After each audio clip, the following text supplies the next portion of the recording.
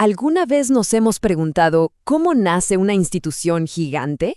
Hoy vamos a conocer la historia de la Universidad de Guayaquil, un viaje increíble que va desde sus inicios inciertos, pasando por una dura lucha por sobrevivir, hasta convertirse en un pilar fundamental de Ecuador. Vamos a descubrir cómo una idea frágil se transformó en una de las fuerzas educativas más grandes del país. Y para que nos hagamos una idea de lo que es hoy, empecemos con un dato clave. En la actualidad, es la universidad con más estudiantes en todo el país. Un verdadero gigante académico que ha formado a incontables generaciones de profesionales. Pero claro, la pregunta es, ¿cómo se llega a ser una institución de esta magnitud? La respuesta, como casi siempre, no está en el presente, sino en un pasado de lucha, en un origen mucho, pero mucho más frágil de lo que podríamos imaginar. Bien, nuestro viaje empieza en el siglo XIX. Y ojo, este no fue un periodo de grandes inauguraciones ni de celebraciones. Fue más bien una lucha constante, casi diaria, por el simple hecho de existir. A ver, el arranque oficial fue en 1867, pero el contexto político del país era pero tan volátil, que crecer era casi imposible. Se fundó la Facultad de Jurisprudencia en 1868, pero tuvieron que pasar casi 10 años, para que naciera la segunda, la de Medicina y Farmacia. Ese ritmo tan lento nos dice todo sobre la lucha constante que enfrentaba. Y esto es quizá lo más impactante. Durante esos primeros años, la inestabilidad era tal que la universidad fue disuelta y reorganizada en múltiples ocasiones. Su existencia, literalmente, pendía de un hilo, dependiendo de quién estuviera en el poder. Pero bueno, llega el siglo XX y, las cosas dan un giro de 180 grados. La universidad pasa de luchar por sobrevivir a empezar a forjar su propia identidad. Es aquí donde por fin se consolida y arranca la verdadera expansión. El punto de inflexión, el antes y el después, llegó en 1897. La Revolución Liberal de Eloy Alfaro trajo una ley que por primera vez le dio a la universidad un respaldo oficial y definitivo. Se pasó de esa inestabilidad constante a tener una base legal sólida, lo que por fin le permitió empezar a construir su futuro. Y claro, esa estabilidad legal abrió la puerta a una modernización ideológica. La universidad se inspiró en un movimiento que estaba sacudiendo a toda América Latina, la Reforma de Córdoba de 1918. Este fue un movimiento estudiantil que luchaba contra las viejas estructuras elitistas y buscaba una universidad mucho más moderna y democrática. ¿Y qué significaba todo esto en la práctica? Bueno, se basaba en 3 pilares fundamentales.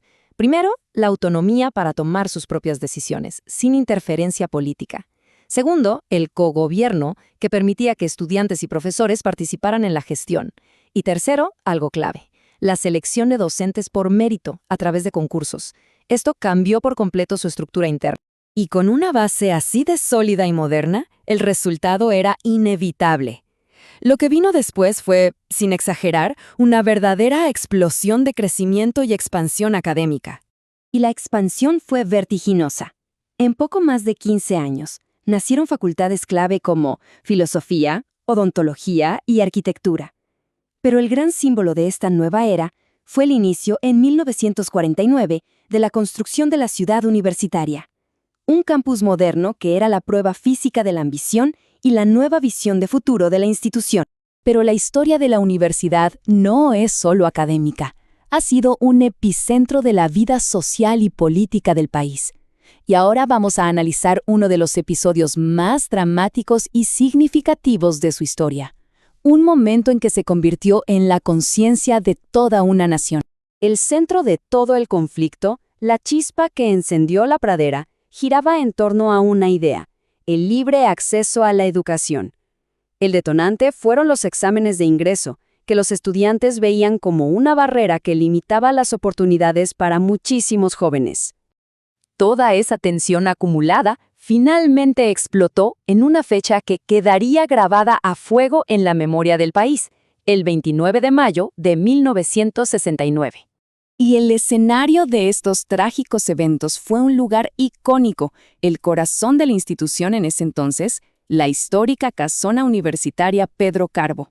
Ese día, los estudiantes salieron a las calles para defender el libre acceso a la educación. Lo que encontraron fue una represión violenta por parte de las fuerzas del Estado. El resultado fue una verdadera tragedia. Decenas de jóvenes perdieron la vida o resultaron heridos. Esa fecha se convirtió en una cicatriz en la memoria del país, un recordatorio doloroso pero fundamental de la lucha por el derecho a la educación. Después de recorrer sus orígenes tan difíciles, su consolidación y sus luchas sociales, llegamos por fin al presente para entender cuál es el legado de la Universidad de Guayaquil hoy.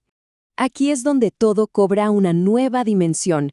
¿Recordamos esas 2 primeras facultades que tardaron casi una década en establecerse? Bueno, pues hoy la universidad ofrece más de 40 carreras de pregrado, una expansión académica simplemente impresionante. Y su rol actual va mucho más allá de las aulas. No solo se dedica a la formación profesional, sino que es un motor de investigación, tiene un fuerte componente de vinculación social y ofrece servicios directos a la comunidad, desde consultorios hasta grupos artísticos. Creo que no hay una forma mejor de resumir su impacto que esta frase. A lo largo de más de 150 años, la universidad ha sido un eje en la transformación del país, influyendo no solo en la educación, sino en la sociedad y la cultura ecuatoriana en su conjunto. Y al terminar este recorrido, su propia historia de lucha y adaptación nos deja con una pregunta final, una que resuena con todo su pasado de cuestionamiento social. ¿Cuál es la misión de una universidad pública en el siglo XXI? Una reflexión que su propia historia nos invita a hacer.